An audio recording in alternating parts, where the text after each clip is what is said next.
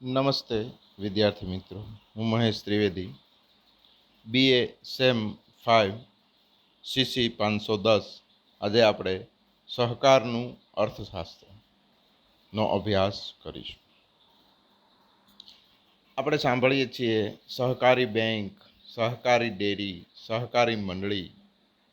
તો આજે આપણે સહકાર વિશે ચર્ચા કરીશું. તમારે એક પેપર 510 એવું આવે છે કે જેમાં સહકારનું અર્થશાસ્ત્ર. તો જોઈએ સહકારનો અર્થ શું છે, સહકારનું તત્વજ્ઞાન શું છે, અને ત્યાર પછી સહકારની વ્યાખ્યા અને એના લક્ષણો. ખાસ કરીને મિત્રો, સહકારનો ખ્યાલ જે છે એ જુદા જુદા દેશોમાં ભિન્ન ભિન્ન ક્ષેત્રે થતી સહકારી પ્રવૃત્તિમાં મૂર્તિમંત થાય છે.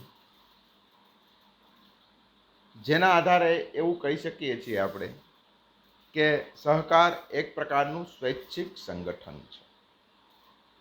તેમાં લોકો સ્વેચ્છાથી અને સમાનતાના ધોરણે જોડાય છે.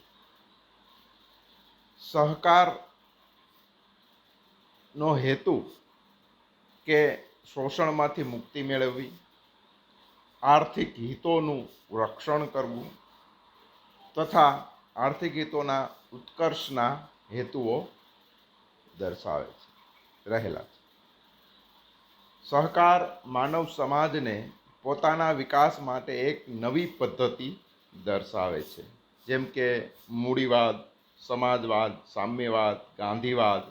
એવી રીતે સહકારવાદ પણ આર્થિક પદ્ધતિ છે. સહકારના પાયામાં મિત્રો પરસ્પર સહાય કરવાની ભાવના રહેલી હોય છે. કરકસર, સ્વાશ્રય, સમાનતા, સેવાવૃત્તિ આવા ખ્યાલો રહેલા છે. તો આજે આપણે સહકારના મુખ્ય તત્વો પહેલાં એ જોઈશું. તો ખાસ કરીને સહકારના કેટલાક તત્વો છે. એમાં પહેલું તત્વ જે છે સર્વવ્યાપકતા. સહકારનો ખ્યાલ છે એ સર્વવ્યાપક છે, એટલે કે કોઈ પણ દેશમાં સ્થળ, કાળ, વાતાવરણ એને બંધન કરતું નથી અને ગમે તે દેશમાં ગમે તે લોકો સહકારની પ્રવૃત્તિ ચાલુ કરી શકે છે. અને સ્થાનિક સંજોગો અનુસાર, જે તે દેશના સંજોગો હોય એ અનુસાર એમાં ફેરફારો પણ કરી અને સહકારી પ્રવૃત્તિ કોઈ પણ ભાગમાં ચાલુ કરી શકે છે દુનિયાના. બીજું છે સમાનતા. સહકારમાં સમાનતાને સર્વોચ્ચ સ્થાન મળેલું છે. તેમાં સ્ત્રી પુરુષ, ઊંચ નીચ, ગરીબ તવંગર એવા કોઈ ભેદભાવ હોતા નથી. કોઈ પણ વ્યક્તિ સમાનતાના ધોરણે સહકારી પ્રવૃત્તિમાં દાખલ થઈ શકે છે અને તેના સંચાલનમાં ભાગ લઈ શકે છે. ત્રીજું એનું તત્વજ્ઞાન એવું છે મિત્રો કે બંધુત્વ. સહકાર બંધુત્વમાં માને છે.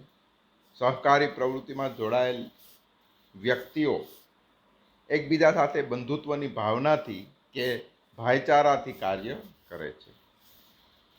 ચોથું તત્વજ્ઞાન એનું એવું છે કે સ્વતંત્રતા. સહકારમાં સ્વતંત્રતાનો ઉચ્ચ આદર્શ રહેલો છે.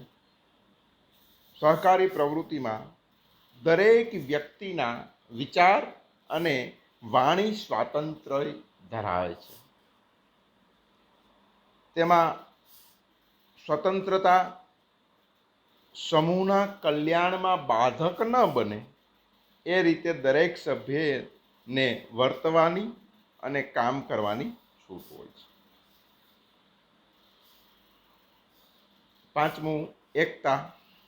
સહકાર એ સંઘ શક્તિનું પ્રતીક છે. સહકારમાં એકતાનું તત્વ રહેલું છે. સહકારમાં રહેલી એકતા જ એને ધ્યેય સિદ્ધિ અપાવે છે.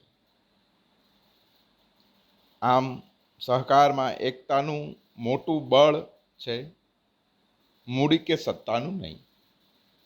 કારણ કે મૂડી કે સત્તાના આધારે નહીં, પરંતુ એકતાના આધારે પોતાના મહત્વના હેતુઓ સહકાર પાર પાડે છે. છઠ્ઠું તત્વ છે કરકસર. સહકારમાં અનિવાર્યપણે કરકસરનું તત્વ રહેલું છે. બિનજરૂરી ખર્ચા કરવા પડતા નથી.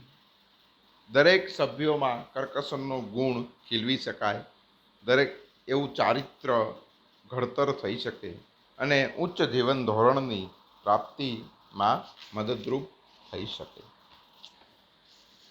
સાતમું છે સ્વશાસન. સહકારનું સંચાલન જ એવી રીતે થાય છે કે જેથી સ્વશાસન માટે લોકોને તક રહે. સહકારની પ્રવૃત્તિ લોકશાહીના ધોરણે ચાલતી હોય છે. તેમાં દરેકને સમાન મતાધિકાર હોય છે. સહકારી પ્રવૃત્તિના સંચાલનમાં ભાગ લેવાનો સમાન મોકો મળે છે. સ્વશાસનને લીધે સભ્યોમાં શિસ્તનો ગુણ ખીલે છે. આઠમું તત્વ છે ન્યાય. સહકારમાં આદર્શ સમાજ માટે આવશ્યક એવું ન્યાયનું તત્વ પણ રહેલું છે. સહકારી પ્રવૃત્તિમાં વિદ્યાર્થી મિત્રો દરેક સભ્ય ન્યાયી વર્તન દાખવવામાં આવે છે. દરેક સભ્યો માટે આવકની અસમાનતા ઘટાડવા અને આવકની ન્યાયી વહેંચણી કરવામાં સહકાર અગત્યનો ફાળો આપે છે. નવમું તત્વ છે સ્વાશ્રય. સહકાર એ મિત્રો પરાવલંબનમાંથી સ્વાવલંબન સ્વાશ્રયના ગુણોને પ્રાધાન્ય આપે છે અને સ્વાશ્રય દ્વારા આર્થિક વિકાસનો મંત્ર સહકાર દ્વારા જ પ્રાપ્ત થાય છે. સ્વાશ્રયનું તત્વ સહકારી પ્રવૃત્તિની સફળતા માટે અત્યંત આવશ્યક છે. અને દસમું છે શિક્ષણ. સહકાર એ લોકશાહી શાસનની શાળા ગણાય છે મિત્રો. સહકાર દ્વારા લોકશાહી રીત રસમો વિશે જાણકારી મળે છે. સહકારી પ્રવૃત્તિના સભ્યોને સામાન્ય શિક્ષણ અને તેમના ધંધાને લગતું વ્યવહારિક જ્ઞાન આપવાની વ્યવસ્થા કરીને ઘણી મહત્ત્વની સેવા બજાવે છે. હવે આપણે જોઈએ મિત્રો સહકારની વ્યાખ્યાઓ. તો અર્થ અને વ્યાખ્યાઓ. સહકાર શબ્દનો અર્થ થાય છે કે સાથે કામ કરવું. તો સામાન્ય અર્થ આપણે એવો કરીએ કે સાથે કામ કરવું, પણ એની વ્યાખ્યાઓ જે છે એ એટલી બધી સરળ નથી જેટલો એનો અર્થ સરળ છે. જુદા જુદા સંજોગોમાં વ્યાખ્યામાં જુદા જુદા ફેરફારો આવતા હોય છે. તો આપણે જોઈએ જેપી વાબર્સ એક વ્યાખ્યા આપે છે.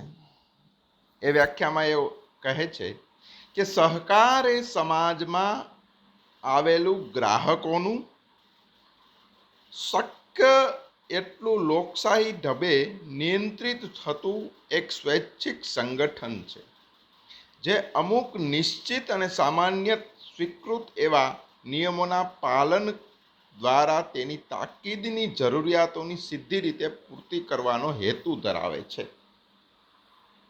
આ એક વ્યાખ્યા છે. બીજી એક વ્યાખ્યા છે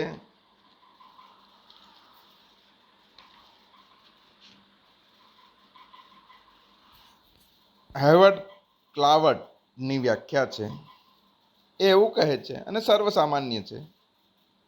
સહકાર એ એક સંગઠન છે કે જેમાં વ્યક્તિઓ સમાનતાના પાયા પર તેમના આર્થિક હિતોના ઉત્કર્ષ માટે સ્વૈચ્છિક રીતે જોડાય છે.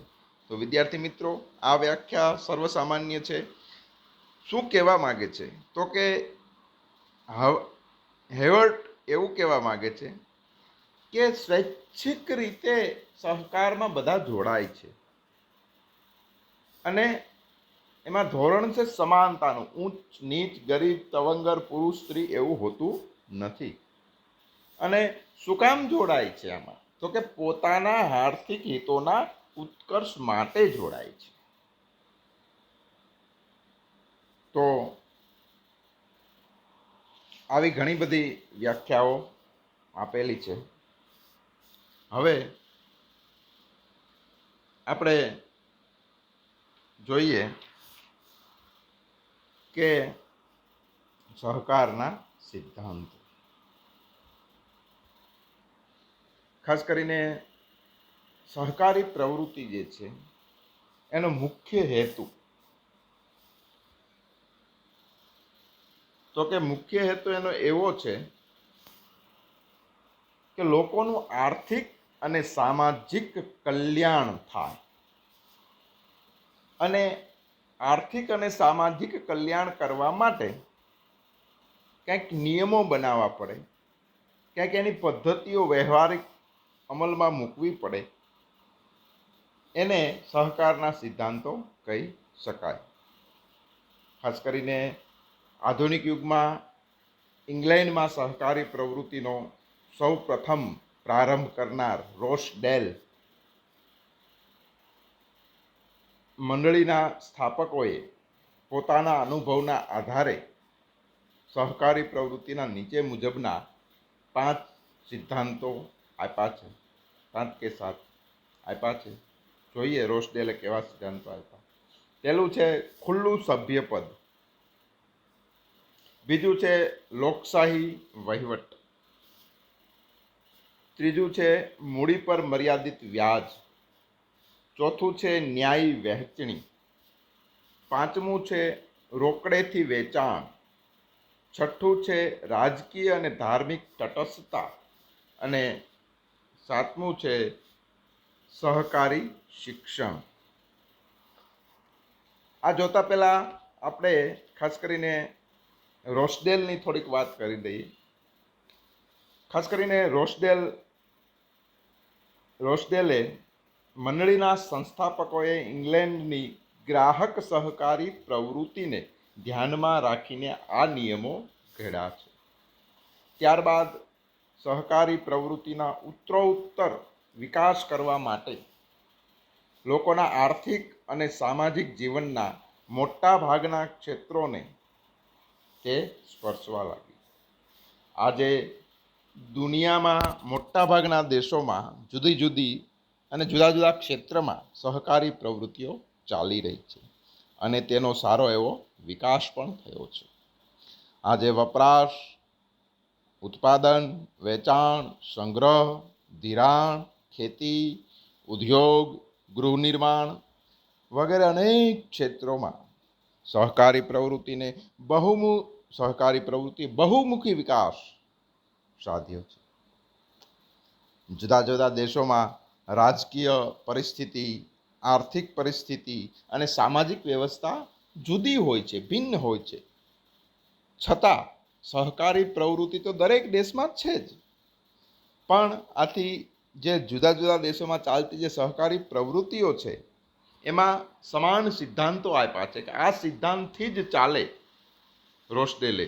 તો એવા સિદ્ધાંતોની આપણે